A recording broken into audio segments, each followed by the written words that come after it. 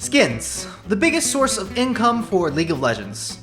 The single reason that this quote-unquote free-to-play game is a free-to-play game. If you purchased every single skin in the game at full price, it would cost you roughly 10,000 USD. Some players have actually gone and purchased every single skin of the game. Their total purchasing amount is roughly anywhere between $3,000 to $5,000. Skins have come a long way in League of Legends. The first ultimate skin in the game was Pulsefire Ezreal. When he came out, people were blown away by the effects that the skin had. Today, many legendary skins have similar or better VFX than old ultimate skins such as Pulsefire Ezreal. As League of Legends grew, so did the complexity and the beauty of the skin side in the game. But as cosmetics get more complicated, Riot will have the expectation to continue evolving and improving as time goes on. This adds new elements and new looks to old champions in the game. There are some skins in the game that give very obvious advantages to other players. Riot themselves has proven data that says skins have differing win rates among each other. In this video, we will be going over each and every single one of the reasons that skins can give players an advantage, how those advantages affect the game, and what Riot Games has been doing in order to try and maintain competitive integrity against one of their biggest income sources. This is League of Documentary. But first, let me introduce you to the sponsor of today's video, Raid Shadow Legends. Raid Shadow Legends is the first game to bring you a true console-level experience to your PC and mobile devices. A mobile game with some of the most coolest artistic characters in the market today. This month, Raid is releasing an insane amount of new content with new things to do. First up, they're releasing 11 new amazing champions with all sorts of new abilities and mechanics. They're also going to be releasing almost 200 brand new missions to complete, with exclusive legendary champions as your reward if you manage to finish them. And if that's not enough, they're also adding 5 tough new levels with almost every single dungeon. An incredible amount of free new content in just 1 month. If you are a League skin purchaser, that means you probably enjoy a lot of anime-themed skins. The new Shadowkins are heavily inspired by the mythos of medieval Japan. Along with a load more Eastern influences, they've got nimble ninjas, sharp samurais, ominous onis, and a whole host of mythical monsters. Among my favorite things in League, I love collecting the various champions in the game. It's just like Hextech crafting in League of Legends with mystery boxes and surprise eggs. Even if the champion you have isn't great, you can always upgrade them in the tavern. Download Raid Shadow Legends with my link in the description today. When League of Legends was new, the skin artists didn't think much about the competitive integrity. They were just artists looking to make something cool. There are a long list of old skins that have problems and issues in terms of competitive integrity.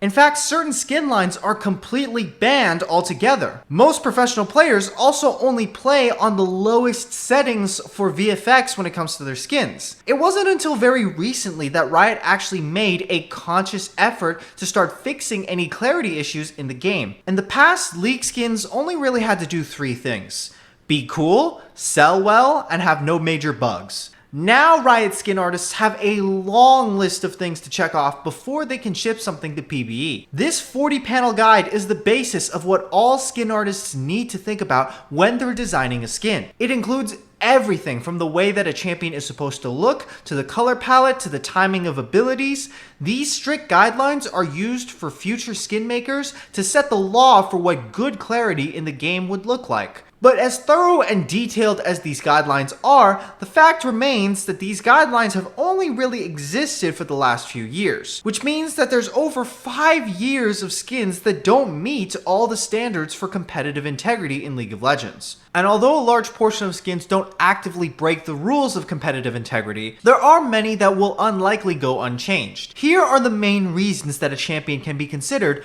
pay to win or pay to lose. Number 1, silhouette. As League of Legends artists become better and better, they will continue to feel the need to show off more. Although that leads to some very cool skins in the game, it does lead to a very obvious problem: recognizability. Without knowing the skins, can you even tell who these champions are? Being able to tell who you're playing against and who's on your team are 2 pretty important factors in a game of League of Legends. With over 150 champions and an average of 4 skins on each champion, there's going to be some obvious overlap with some champion skins that are going to look like other champions or other skins. And the biggest problem that occurs from this is that many times these skins make the champions not look like themselves. Take Thresh, for example. Thresh is a Warden of Souls, bones and skulls, life and death. Yet his Spirit Blossom skin, he looks like a Korean makeup model. I mean, look at those abs. Like, good abs.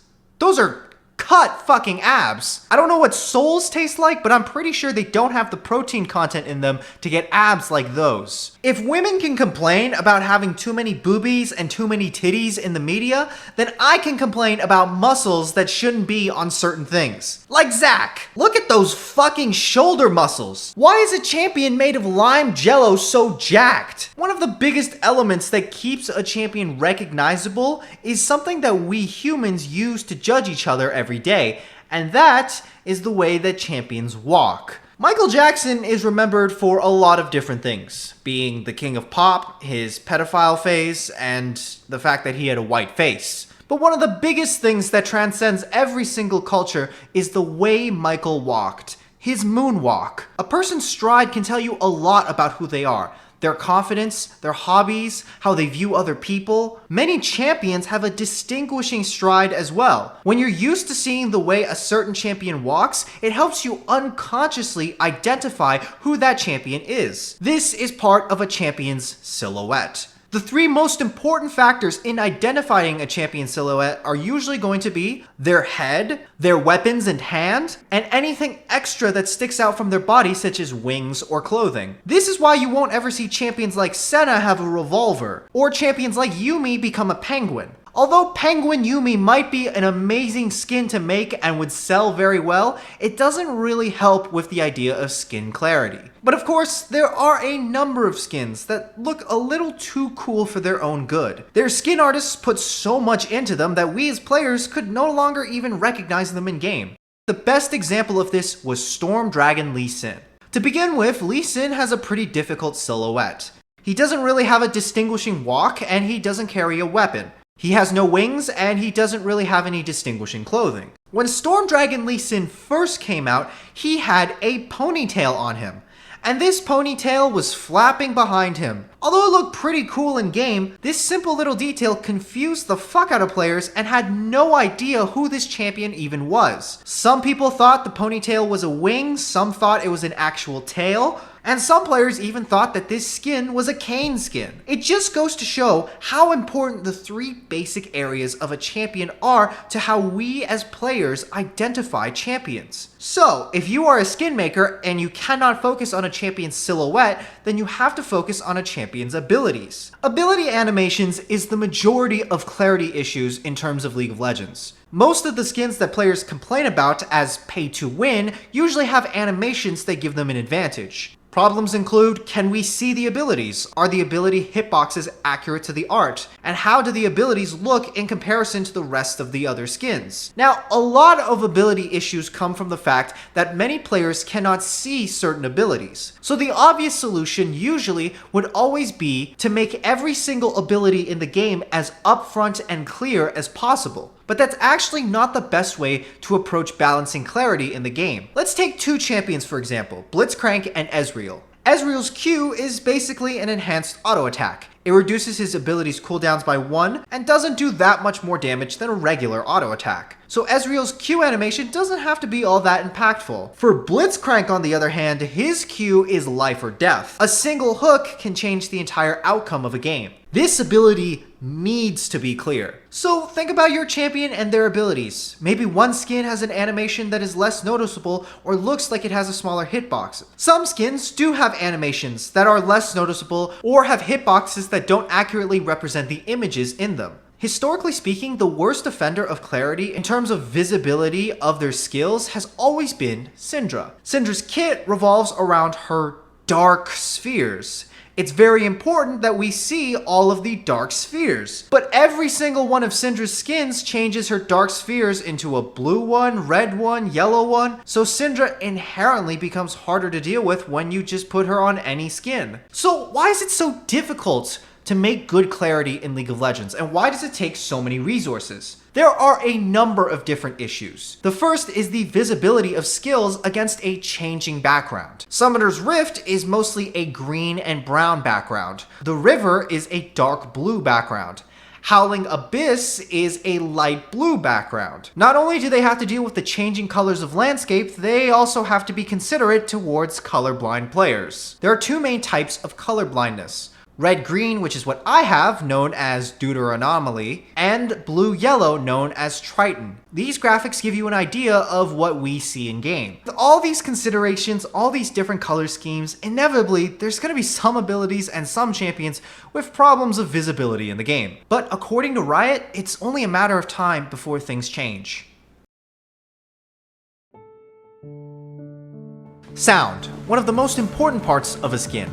The League music department is famous around the world, and although it's rarely talked about, sound does actually contribute a lot to the enhancements a player has when playing on certain skins. But what does a sound VFX person actually do? In the same way that visual VFX artists have strict guidelines when creating skins, sound VFX artists also have those same types of guidelines. There are two main types of sound: organic sounds, which occur in the real world around us, and synthetic sounds, which are computer generated. There are a lot of different ways to make sounds, but at Riot Games, they often like to record and make their own from scratch. Different things in real life can mimic other sounds and create violent or impactful things. Here's how Riot Games made Xayah's auto attack.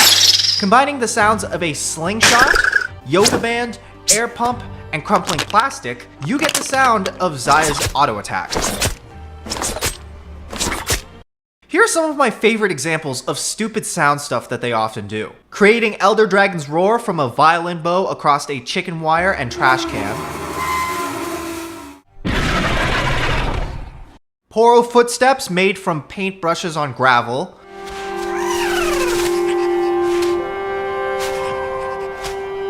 Thunder sounds of Elementalist Lux made from microwaves and hair clippers.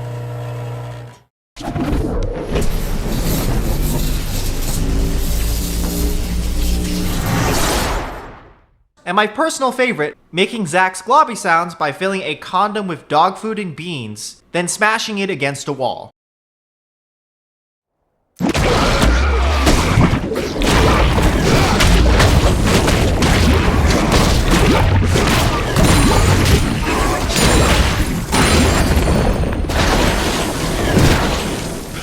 A sound VFX artist is a lot like a painter who takes different base colors and puts them together in order to make something new. One thing that a lot of players will tell you is that certain skins feel better. When they farm minions, they feel like they hit more CS, their abilities feel smoother, or their auto attacks feel faster. Obviously, that's not the case. Every single skin has the same frames as the base skin, and the champion's auto attack speed never goes up. But the main reason that a lot of players feel this difference has to do with sound. Let's take Orianna for example. Orianna's base auto attacks sound like this.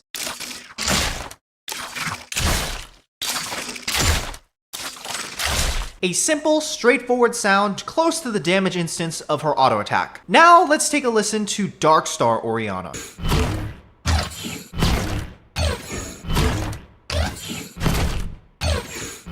As you can hear, there's a slight difference in the timing of damage instance of her auto attacks. Sound is one of the biggest cues for us humans to recognize something in a game. Some skins have different sound effects that change the timings of important moments for a champion's kit. This is a big reason as to why some players will say certain skins make them feel like they're last hitting better or do more damage. It's because the skin's sounds give you better audio cues in order to identify last hits. As you can see from these audio lines, there are different peaks in this ability. Even though the peak is less than a quarter of a second from the original, it's still enough to throw someone off or make someone feel like the skin is giving them an advantage when it comes to farming. Riot Games usually does try to base all of the skin sounds off of the base skins. But with so many skins and so many new effects, eventually something, somewhere is going to go wrong. So with all the advantages that we have shown so far with skins, the real question is, do these skins actually translate into a higher win rate? Are certain skins so pay to win that they actually affect the outcome of your game? That's a difficult question to answer. According to Riot, they do actually track and look at skin win rates, but the win rates on skins are affected by a lot of different factors. It's really hard to just take a look at a skin win rate, say a win rate is better than the other one, and say that skin is broken. One of the highest win rate skins in the game is Pax Twisted Fate. But if you take a look at Pax TF's animations, there's not really that much special about him. No crazy recall, no crazy animations, auto attacks are pretty much the exact same as base TF's. So in terms of the skin itself, there's really not much special about it. But the reason that Pax Twisted Fate has one of the highest win rates in the game should be pretty obvious. If you're willing to spend $1,000 on a single outdated skin for your champion, you've probably put a lot of games on that champion. The real advantage that a lot of skins often provide to players is the way that it improves your mental behavior. How does this skin make you feel? Does this skin make you feel stronger? Does it make you feel like you're a better player? Whether it's the cool animations, the character model, the sounds of hitting stuff in game, it just makes players feel like their champion is stronger. As a result, players are more likely to play aggressive, they can play more confidently, and they're less likely to tilt. Skins are basically like sugar pills. They give you a nice placebo effect to make you think that you're better than you actually are. One of my favorite skins in the game is Pool Party Renekton. The skin itself doesn't look that great, and there's a lot of other cooler looking Renekton skins. But the reason that I love this skin so much is because of its recall animation. The stupid life chair pop-up alligator looks so fun to play, especially while you're CSing in lane. It's extremely distracting, extremely stupid, and extremely fun to do. Recall animations are one of the best times for VFX artists to really flex their skills. Since these effects rarely ever affect a fight, recall animations can be extremely flamboyant and excessive. But the problem with these recalls is the hitboxes themselves. If you're recalling on Pool Party Renekton, the visual hitbox makes him look different from the actual hitbox. The actual hitbox of a champion when he's recalling doesn't actually change. It's always going to be this circle on the ground. Even if the champion changes positions or dances around or does cartwheels, the hitbox itself never moves. So even skill shots thrown right on top of your champion visually doesn't actually damage that champion. And there's a lot of different examples of this in the game. This is a pretty obvious clarity issue. But here's the thing. If Riot removed this feature on the skin, I would want a refund on him. Because the stupid pop-up lifeguard chair was the only reason that I wanted this skin in the first place. Take Vayne for example. Vayne's lore is that she is a hunter of monsters who mercilessly strikes down and hunts evil in the night. Yet in her Project Vayne skin, she's got a motorcycle. Does Vayne on a motorcycle look anything like Vayne at all? Vayne is supposed to be a demon slayer, not a Harley Davidson enthusiast. But if you ask players who have this skin, they don't care. They just look at it and think it's fucking cool. There's always going to be some level of trade-off in terms of clarity and making something new and interesting. And there are some skins in the game with pay-to-lose clarity issues. The recently released Battle Academia Caitlyn has an anime manga cutaway effect when she casts her ultimate. This effect could potentially limit your vision during a team fight. But the weebs that pick up this skin don't care about the half second of lost visual clarity in a team fight. They just think about which anime protagonist they're currently pretending to be. At the end of the day, there's always going to be some level of compromise over adding new things to League and balancing that with game clarity. There's always some price to pay when you add something new. But for most fans, they don't really seem to care much. When Rioters go back and improve on old skins or old champion base models, Riot isn't actually making any money off this. Creating new skins creates new sales. Going back and improving the visual clarity on old skins isn't going to be as exciting. Basically, what these Rioters are doing is they're fixing the old roads that already exist and are broken, repaving them and making them more modernized. But this type of work just isn't as exciting as building something new from scratch. If you look at other games like Dota or Overwatch, these games have some pretty bad clarity. And they often don't get solved unless they're major issues because there's very little hype or monetary incentive to do so. So if you've learned anything from this video, please don't flame the Rioters working on the game. When it comes to issues with League of Legends, skepticism and criticism are healthy when it comes to improving things. But doxing these people on social media is just one of the worst things that you could possibly be doing in order to encourage transparency between us and Riot Games. This is Riot Beardylocks. He is one of the VFX leads on the League of Legends skins team. His Twitter account is constantly being bombarded with requests to players to update and improve the VFX on their favorite skins and champions. The Rioters that actually go ahead and fix VFX issues in the game are often doing it during their time off. They're not always being paid, and they're often doing it as a passion project. So when Beardylocks took time during his week off to fix Mordekaiser's VFX, one of the buggiest characters in the entire game, did the people on Twitter all unanimously thank him for his amazing work on the champion? No, instead they were spamming him with shit like, fix my champion now, or do this champion, but what about this guy, or this thing? Although it would be nice to have every single champion receive the same amount of attention, the fact is that certain champions just have significantly lower play rates than others. And if you're a developer looking to fix major issues in your game, you're probably going to be focused more on the popular champions.